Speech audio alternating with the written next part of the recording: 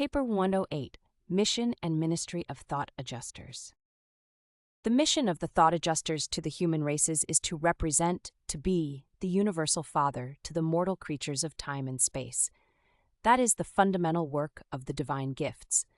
Their mission is also that of elevating the mortal minds and of translating the immortal souls of men up to the divine heights and spiritual levels of paradise perfection. And in the experience of thus transforming the human nature of the temporal creature into the divine nature of the eternal finaliter, the adjusters bring into existence a unique type of being, a being consisting in the eternal union of the perfect adjuster and the perfected creature, which it would be impossible to duplicate by any other universe technique. Nothing in the entire universe can substitute for the fact of experience on non-existential levels. The infinite God is, as always, replete and complete, infinitely inclusive of all things except evil and creature experience. God cannot do wrong. He is infallible. God cannot experientially know what he has never personally experienced. God's pre-knowledge is existential. Therefore does the Spirit of the Father descend from paradise to participate with finite mortals in every bona fide experience of the ascending career. It is only by such a method that the existential God could become in truth and in fact man's experiential father. The infinity of the eternal God encompasses the potential for finite experience, which indeed becomes actual in the ministry of the adjuster fragments that actually share the life vicissitude experiences of human beings. Selection and assignment. When adjusters are dispatched for mortal service from Divinington, they are identical in the endowment of existential divinity, but they vary in experiential qualities proportional to previous contact in and with evolutionary creatures. We cannot explain the basis of adjuster assignment, but we conjecture that these divine gifts are bestowed in accordance with some wise and efficient policy of eternal fitness of adaptation to the indwelt personality. We do observe that the more experienced adjuster is often the indweller of the higher type of human mind. Human inheritance must therefore be a considerable factor in determining selection and assignment. Although we do not definitely know, we firmly believe that all thought adjusters are volunteers. But before ever they volunteer, they are in possession of full data respecting the candidate for indwelling.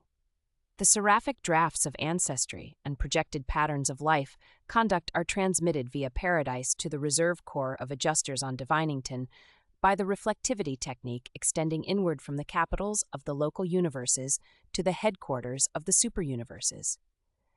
This forecast covers not only the hereditary antecedents of the mortal candidate, but also the estimate of probable intellectual endowment and spiritual capacity.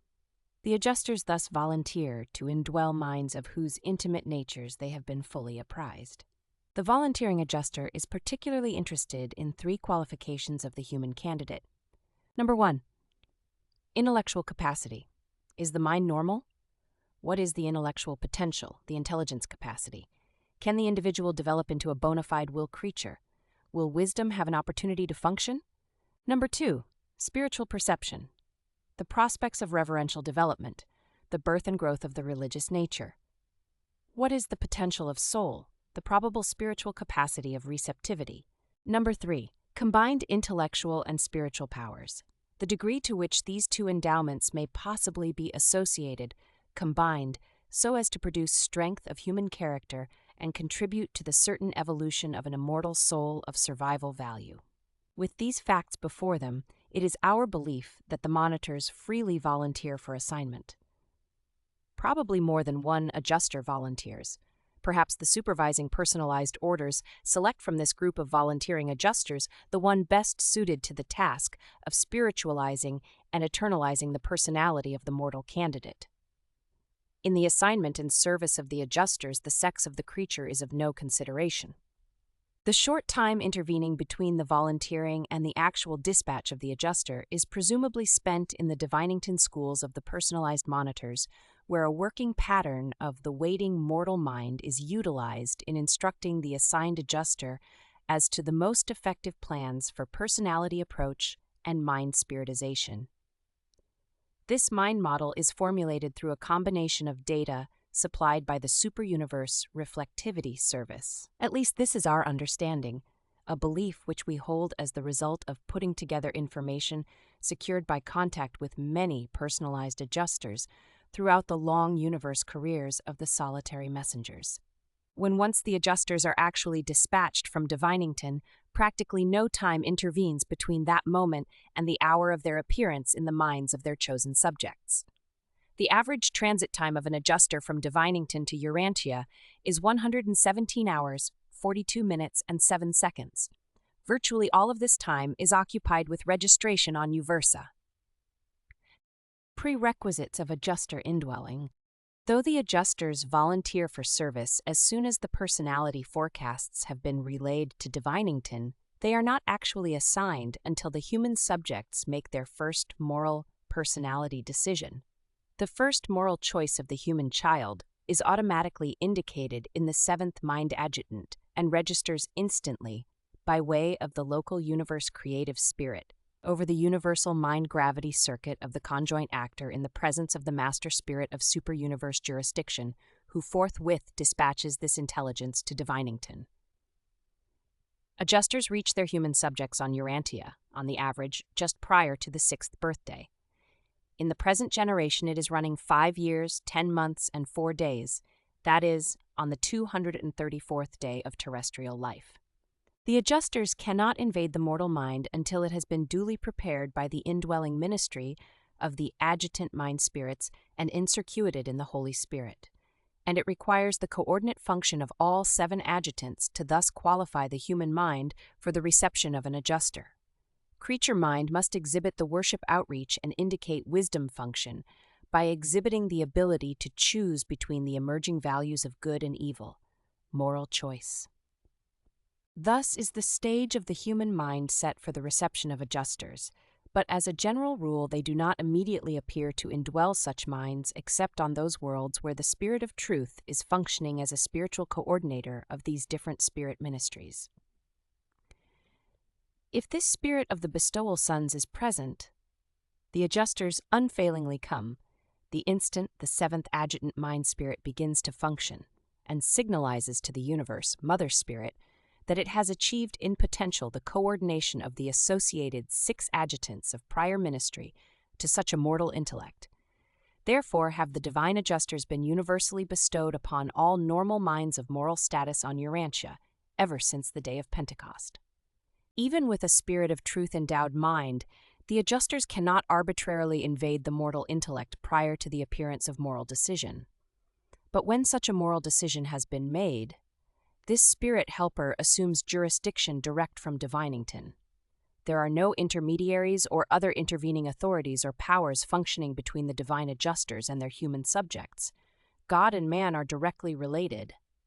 Before the times of the pouring out of the Spirit of Truth upon the inhabitants of an evolutionary world, the adjuster's bestowal appears to be determined by many spirit influences and personality attitudes. We do not fully comprehend the laws governing such bestowals. We do not understand just what determines the release of the adjusters who have volunteered to indwell such evolving minds. But we do observe numerous influences and conditions which appear to be associated with the arrival of the adjusters in such minds prior to the bestowal of the Spirit of Truth, and they are: Number 1. The assignment of personal seraphic guardians. If a mortal has not been previously indwelt by an adjuster, the assignment of a personal guardian brings the adjuster forthwith. There exists some very definite but unknown relation between the ministry of adjusters and the ministry of personal seraphic guardians. Number 2. The attainment of the third circle of intellectual achievement and spiritual attainment. I have observed adjusters arrive in mortal minds upon the conquest of the third circle even before such an accomplishment could be signalized to the local universe personalities concerned with such matters. Number 3. Upon the making of a supreme decision of unusual spiritual import. Such human behavior in a personal planetary crisis usually is attended by the immediate arrival of the waiting adjuster. Number 4. The spirit of brotherhood. Regardless of the attainment of the psychic circles and the assignment of personal guardians, in the absence of anything resembling a crisis decision, when an evolving mortal becomes dominated by the love of his fellows and consecrated to unselfish ministry to his brethren in the flesh, the waiting adjuster unvaryingly descends to indwell the mind of such a mortal minister. Number 5. Declaration of intention to do the will of God. We observe that many mortals on the worlds of space may be apparently in readiness to receive adjusters, and yet the monitors do not appear. We go on watching such creatures as they live from day to day, and presently they quietly, almost unconsciously, arrive at the decision to begin the pursuit of the doing of the will of the Father in heaven. And then we observe the immediate dispatch of the thought adjusters. Number 6. Influence of the Supreme Being. On worlds where the adjusters do not fuse with the evolving souls of the mortal inhabitants, we observe adjusters sometimes bestowed in response to influences which are wholly beyond our comprehension. We conjecture that such bestowals are determined by some cosmic reflex action originating in the Supreme Being. As to why these adjusters cannot or do not fuse with these certain types of evolving mortal minds, we do not know. Such transactions have never been revealed to us. Organization and administration. As far as we know, adjusters are organized as an independent working unit in the universe of universes and are apparently administered directly from Divinington. They are uniform throughout the 7 super-universes, all local universes being served by identical types of mystery monitors. We do know from observation that there are numerous series of adjusters involving a serial organization that extends through races, over dispensations, and to worlds, systems, and universes. It is, however, exceedingly difficult to keep track of these divine gifts, since they function interchangeably throughout the grand universe. Adjusters are of complete record, outside of Divinington, only on the headquarters of the 7 super-universes. The number and order of each adjuster indwelling each ascending creature are reported out by the Paradise authorities to the headquarters of the super-universe, and from there are communicated to the headquarters of the local universe concerned and relayed to the particular planet involved. But the local universe records do not disclose the full number of the thought adjusters. The Nebadon records contain only the local universe assignment number as designated by the representatives of the Ancients of Days. The real significance of the adjuster's complete number is known only on Divinington. Human subjects are often known by the numbers of their adjusters. Mortals do not receive real universe names until after adjuster fusion, which union is signalized by the bestowal of the new name upon the new creature by the Destiny Guardian. Though we have the records of thought adjusters in Orvanton, and though we have absolutely no authority over them or administrative connection with them, we firmly believe that there is a very close administrative connection between the individual worlds of the local universes and the central lodgment of the divine gifts on Divinington. We do know that, following the appearance of a Paradise bestowal sun, an evolutionary world has a personalized adjuster assigned to it as the planetary supervisor of adjusters. It is interesting to note that local universe inspectors always address themselves, when carrying out a planetary examination, to the planetary chief of thought adjusters, just as they deliver charges to the chiefs of seraphim and to the leaders of other orders of beings attached to the administration of an evolving world. Not long since, Urantia underwent such a periodic inspection by Tabamantia, the sovereign supervisor of all life experiment planets in the universe of Nebadon.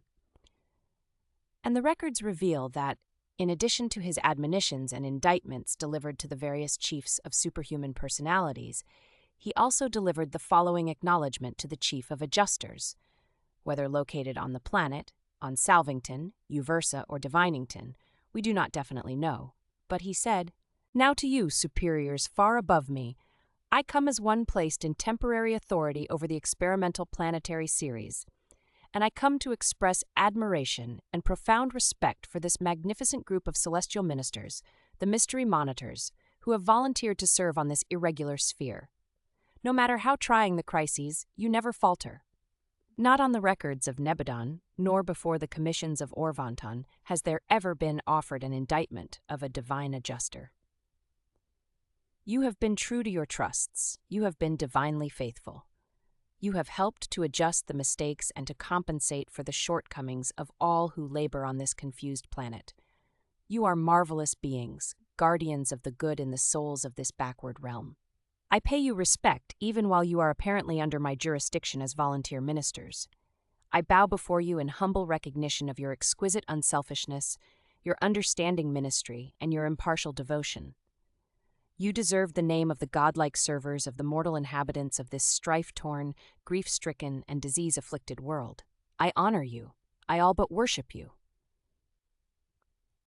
As a result of many suggestive lines of evidence, we believe that the adjusters are thoroughly organized, that there exists a profoundly intelligent and efficient directive administration of these divine gifts from some far distant and central source, probably Divinington. We know that they come from Divinington to the worlds, and undoubtedly they return thereto upon the deaths of their subjects. Among the higher spirit orders, it is exceedingly difficult to discover the mechanisms of administration. My order of personalities, while engaged in the prosecution of our specific duties, is undoubtedly unconsciously participating with numerous other personal and impersonal sub-deity groups who unitedly are functioning as far-flung universe correlators. We suspect that we are thus serving because we are the only group of personalized creatures, aside from personalized adjusters, who are uniformly conscious of the presence of numerous orders of the pre-personal entities. We are aware of the presence of the adjusters, who are fragments of the pre-personal deity of the first source and center. We sense the presence of the inspired Trinity spirits, who are superpersonal expressions of the Paradise Trinity.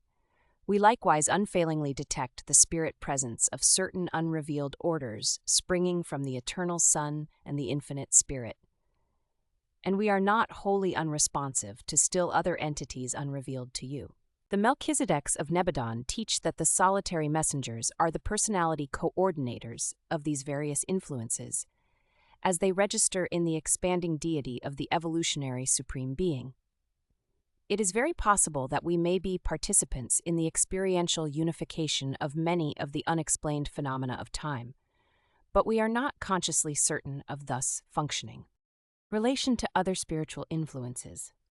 Apart from possible coordination with other deity fragments, the adjusters are quite alone in their sphere of activity in the mortal mind.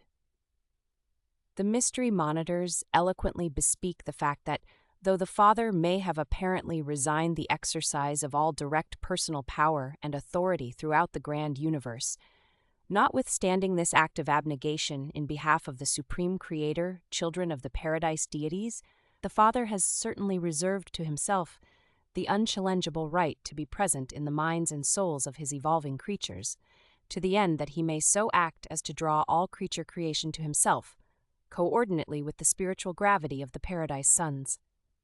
Said your Paradise Bestowal Son, when yet on Urantia, I, if I am lifted up, will draw all men.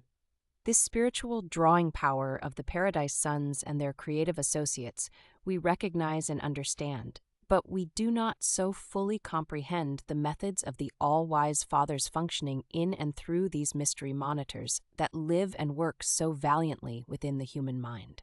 While not subordinate to, coordinate with, or apparently related to the work of the universe of universes, though acting independently in the minds of the children of men, unceasingly do these mysterious presences urge the creatures of their indwelling toward divine ideals, always luring them upward toward the purposes and aims of a future and better life. These mystery monitors are continually assisting in the establishment of the spiritual dominion of Michael throughout the universe of Nebadon, while mysteriously contributing to the stabilization of the sovereignty of the Ancients of Days in Orvanton. The adjusters are the will of God, and since the Supreme Creator, children of God, also personally embody that same will, it is inevitable that the actions of adjusters and the sovereignty of the universe rulers should be mutually interdependent. Though apparently unconnected, the Father presence of the adjusters and the Father sovereignty of Michael of Nebadon must be diverse manifestations of the same divinity. Thought adjusters appear to come and go quite independent of any and all other spiritual presences. They seem to function in accordance with universe laws, quite apart from those which govern and control the performances of all other spirit influences. But regardless of such apparent independence, long-range observation unquestionably discloses that they function in the human mind in perfect synchrony and coordination with all other spirit ministries, including adjutant mind spirits, Holy Spirit, Spirit of Truth, and other influences. When a world is isolated by rebellion, when a planet is cut off from all outside and circuited communication, as was Urantia after the Caligastia upheaval, aside from personal messengers, there remains but one possibility of direct interplanetary or universe communication, and that is through the liaison of the adjusters of the spheres. No matter what happens on a world or in a universe, the adjusters are never directly concerned. The isolation of a planet in no way affects the adjusters and their ability to communicate with any part of the local universe, superuniverse, or the central universe. And this is the reason why contacts with the supreme and the self-acting adjusters of the Reserve Corps of Destiny are so frequently made on quarantined worlds. Recourse is had to such a technique as a means of circumventing the handicaps of planetary isolation. In recent years, the Archangel's circuit has functioned on Urantia, but that means of communication is largely limited to the transactions of the Archangel Corps itself. We are cognizant of many spirit phenomena in the far-flung universe which we are at a loss fully to understand. We are not yet masters of all that is transpiring about us, and I believe that much of this inscrutable work is wrought by the gravity messengers and certain types of mystery monitors. I do not believe that adjusters are devoted solely to the remaking of mortal minds. I am persuaded that the personalized monitors and other orders of unrevealed pre-personal spirits are representative of the Universal Father's direct and unexplained contact with the creatures of the realms. The adjuster's mission. The adjusters accept a difficult assignment when they volunteer to indwell such composite beings as live on Urantia.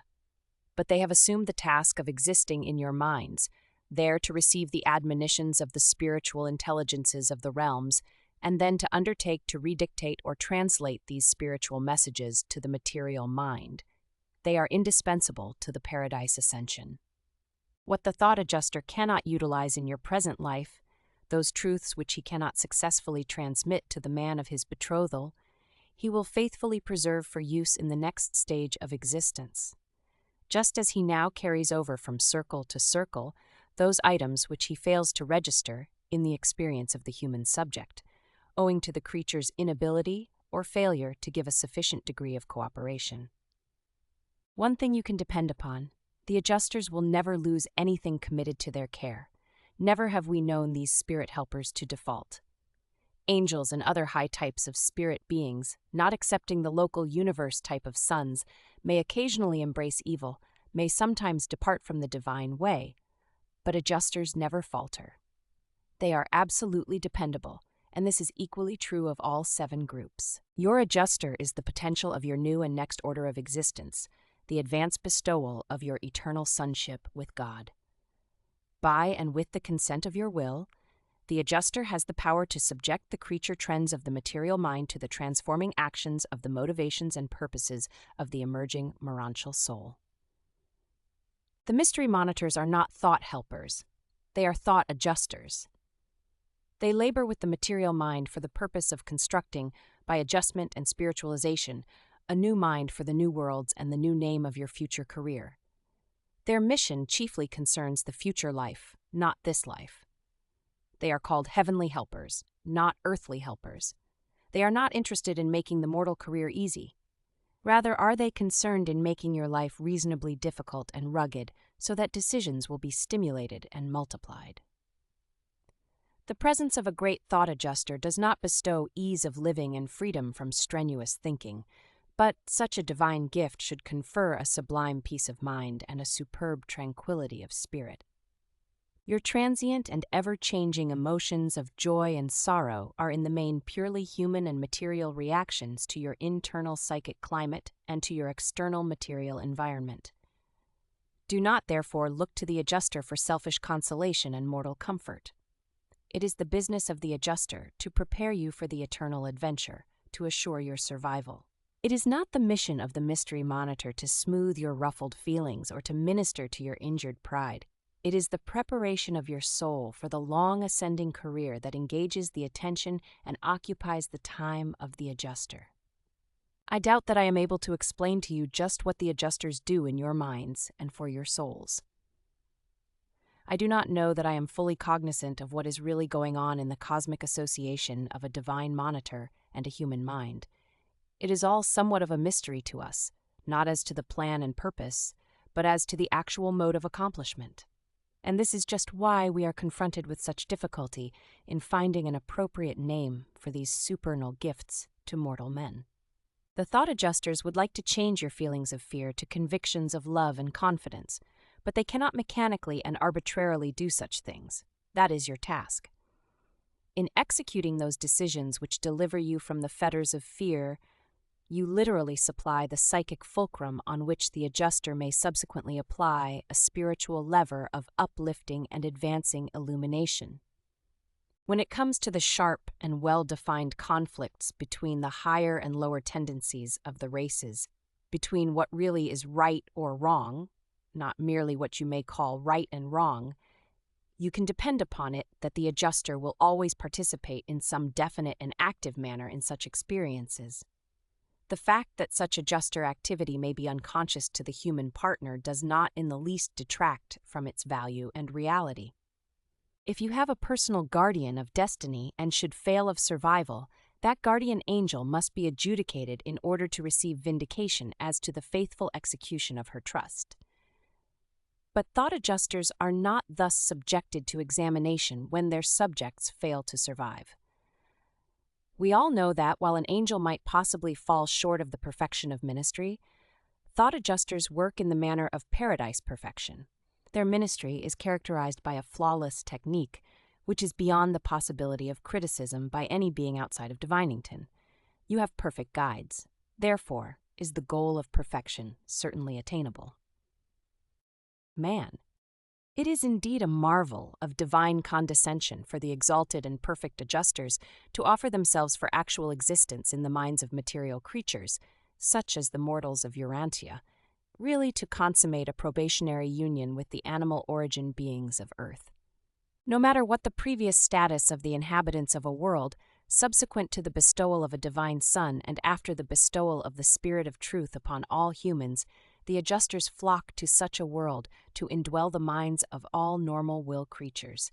Following the completion of the mission of a paradise bestowal son, these monitors truly become the kingdom of heaven within you. Through the bestowal of the divine gifts, the Father makes the closest possible approach to sin and evil, for it is literally true that the adjuster must coexist in the mortal mind, even in the very midst of human unrighteousness. The indwelling adjusters are particularly tormented by those thoughts which are purely sordid and selfish. They are distressed by irreverence for that which is beautiful and divine, and they are virtually thwarted in their work by many of man's foolish animal fears and childish anxieties. The mystery monitors are undoubtedly the bestowal of the universal Father, the reflection of the image of God abroad in the universe. A great teacher once admonished men that they should be renewed in the spirit of their minds, that they become new men who, like God, are created in righteousness and in the completion of truth. The adjuster is the mark of divinity, the presence of God. The image of God does not refer to physical likeness, nor to the circumscribed limitations of material creature endowment, but rather to the gift of the spirit presence of the universal Father, in the supernal bestowal of the thought adjusters upon the humble creatures of the universes. The adjuster is the wellspring of spiritual attainment and the hope of divine character within you. He is the power, privilege, and the possibility of survival which so fully and forever distinguishes you from mere animal creatures. He is the higher and truly internal spiritual stimulus of thought, in contrast with the external and physical stimulus which reaches the mind over the nerve energy mechanism of the material body. These faithful custodians of the future career unfailingly duplicate every mental creation with a spiritual counterpart. They are thus slowly and surely recreating you as you really are, only spiritually, for resurrection on the survival worlds. And all of these exquisite spirit recreations are being preserved in the emerging reality of your evolving and immortal soul, your Urantia self. These realities are actually there, notwithstanding that the adjuster is seldom able to exalt these duplicate creations sufficiently to exhibit them to the light of consciousness. And as you are the human parent, so is the adjuster the divine parent of the real you, your higher and advancing self, your better morantial and future spiritual self. And it is this evolving morantial soul that the judges and censors discern when they decree your survival and pass you upward to new worlds and never-ending existence in eternal liaison with your faithful partner, God, the adjuster. The adjusters are the eternal ancestors, the divine originals of your evolving immortal souls. They are the unceasing urge that leads man to attempt the mastery of the material and present existence in the light of the spiritual and future career. The monitors are the prisoners of undying hope, the founts of everlasting progression, and how they do enjoy communicating with their subjects in more or less direct channels. How they rejoice when they can dispense with symbols and other methods of indirection and flash their messages straight to the intellects of their human partners. You humans have begun an endless unfolding of an almost infinite panorama, a limitless expanding of never-ending, ever-widening spheres of opportunity for exhilarating service, matchless adventure, sublime uncertainty, and boundless attainment. When the clouds gather overhead, your faith should accept the fact of the presence of the indwelling adjuster, and thus you should be able to look beyond the mists of mortal uncertainty into the clear shining of the sun of eternal righteousness on the beckoning heights of the mansion worlds of Satania. Presented by a solitary messenger of Orvanton.